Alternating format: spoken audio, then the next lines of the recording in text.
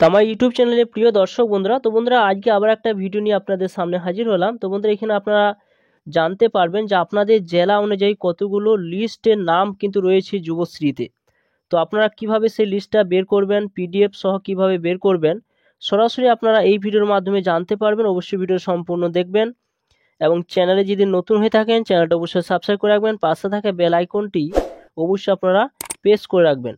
তো তার জন্য সরাসরি কি করবেন, আপনারা ক্রোম ব্রাউজার ওপেন করবেন আপনার মোবাইল থেকে যদি দেখতে চান তো সরাসরি সেখানে সার্চ বারে আপনারা টাইপ করে দেবেন এমপ্লয়মেন্ট ব্যাংক, এখানে লিখবেন, লেখার পর দেখতে পাবেন আপনাদের সামনে এরকম সাইট কিন্তু ওপেন হয়ে যাবে। এরপর আপনারা এখানে দেখতে পাবেন যে home, about, contact, help desk, অনেক রকম অপশান কিন্তু এখানে শো করবে। এরপর আপনারা যে জায়গায় যাবেন যে আপনার জেলা অনুযায়ী আপনি যে পিডিএফ লিস্টটা আপনি কিভাবে বের করবেন যুবশ্রী লিস্টটা, সেই লিস্টটা বের করতে গেলে সরাসরি আপনি কি করবেন, স্লাইড করে উপর দিকে তুলবেন।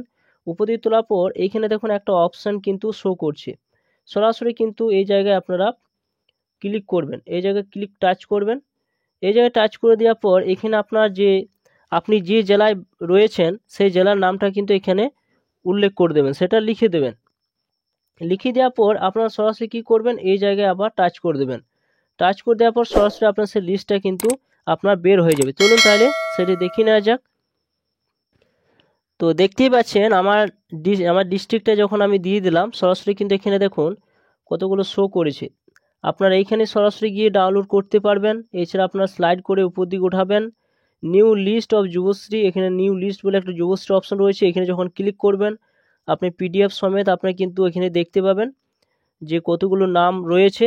এরপর আপনারা স্লাইড করে উপর দিকে তুলবেন, উপর দিকে তোলার পর দেখুন এইখানেও একটা লিস্ট কিন্তু রয়েছে, আপনারা এখানে কিন্তু ডাউনলোড করতে পারবেন। এই যে টাচ করলে অনেক অপশান কিন্তু আপনারা পাবেন।